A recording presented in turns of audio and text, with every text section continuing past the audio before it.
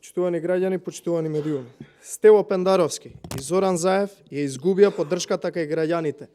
Затоа прибегна и посегнаа кон полнење кутии, кое што е противзаконско дејствие казниво согласно Кривичниот законник на Република Македонија.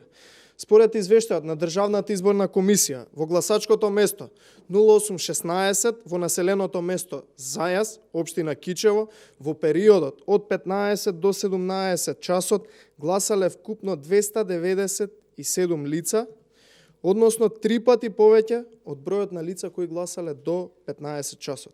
Според ваквите податоци произлегува дека за 2 часа успеале да гласа 297 избирачи или во просек на секој 24 секунди гласал по еден гласач, што физички е невозможно, имајќи ја предвид процедурата на гласање на секој избори.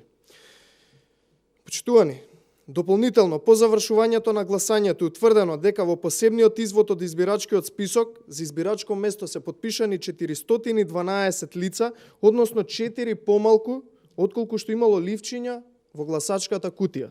Кривичното дело е сторено со тоа што е дозволено од страна на избирачкиот одбор непознати лица да гласаат за други лица, без да бидат проверени при тоа со УВ ламба, што е стандардна процедура, пронајдени во избирачки список и без да се потпишат во избирачкиот список, што исто така е стандардна процедура при секое гласање. Избирачкиот одбор е директно виновен за стореното кривично дело и за овозможување на истото кривично дело.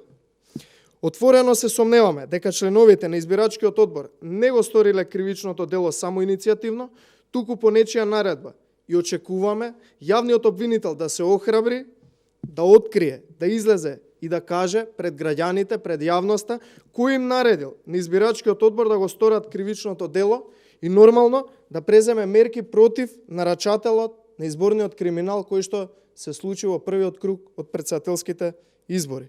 Очевидно е дека во гласачкото место 0816 е извршено полнење на кутии со гласачки ливчиња. Ова нелегално дејствие не смее да остане неказнето. Никој не смее да се осмели да ја повреди изборната волја на граѓаните. Изборната волја е волја само на граѓаните и на никој друг. ВМРО ДПМН во насока на заштита на правото на глас на граѓаните ќе поднесе кривична пријава до јавното обвинителство против сите членови на избирачкиот одбор. Тоа се 10 лица, кривичната пријава оваа и во моментов се поднесува во јавното обвинителство во Кичево. За стореното кривично дело од член 159 став 2 и член 161 од Кривичен законник очекуваме јавното обвинителство веднаш да постапи поднос на кривичната пријава, земајќи го во предвид фактот дека вториот круг на гласање е во недела, а во насока на превенирање на повторно полнење на кутии во овие избирачки места или во други избирачки места. ВМРО ДПМН апелира до сите кои прават незаконски дејствија дека нема да останат неказнети. Секое кривично дело кое е против гласањето и попречување на волјата на граѓаните ќе биде процесуирано со доаѓањето на ВМРО ДПМН на власт и откако ќе се врати демократијата и правната држава. Случајот во Зајас е најдобар показател за сомненијата за полнење кутии за време на референдумот, за кој што исто така поднесовме кривична пријава, но од тогаш навака помина половина година, уште нема никаква постапка против оние кои повикуваа на подкуп и кои го осмисли и реализираа сценариото брзи прсти. После случајот во Зајас очекуваме да бидат процесуирани нарачателите, извршителите на гласањата за референдумот, кога на повеќе избирачки места беа рушени Гинисови рекорди и се гласаше на секои 4, 5 или 10 секунди. Дали јавното обвинителство ќе постапи или не, овие предмети, верувајте, не застаруваат. Ниту за извршителите, ниту пак за нарачателите на ова кривично дело, кои што исто така мора да се откријат. И ќе бидат отворени кога правдата ќе се врати во Република Македонија. Граѓаните веќе одлучија. Идниот председател ќе биде професорката и кандидат на ВМРО ДПМН Гордана Силјановска Давкова, а за секој обид да се узурпира нивната волја ќе следува кривична одговорност. Благодарам. Дали има прашања? Вчера во Берлин, во самитот на Берлин, председателот на Франција Макрон рекол дека Париз е подготвен да им помага на земјите на Западен Балкан во врска со реформите на правосудството но не верува дека треба да има проширување на Европската унија. Како вие го коментирате ова, имајќи предвид дека медиумите го викаат како ладен фиш? Видете, мене на вистина ми е жал, бидејќи Зоран Заев и оваа влада, која што во моментов владее со Република Македонија, тргна во погрешна насока со реформите кои што требаше да бидат отварање на патот кон евроатланските интеграции.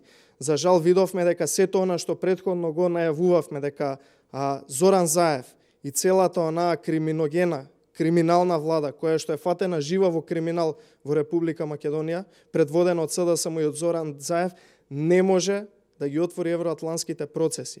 Како што видовме, не е доволно само промената на уставот, односно Преспанскиот договор, потребни се суштински реформи во Република Македонија. Наспроти суштински реформи во Република Македонија видовме еден куп лаги искажани од Зоран Заев, од Радмила Шеќеринска, од целата влада, и видовме дека оваа влада не е способна да ги изврши тие суштински реформи. Оваа влада единствено е посветена само на криминал, само на местење тендери и единствено за работа, за личен интерес и за полнење на своите джебови и доделување на тендери на сопствените фирми, дали на функционерите од оваа влада или на нивните роднини.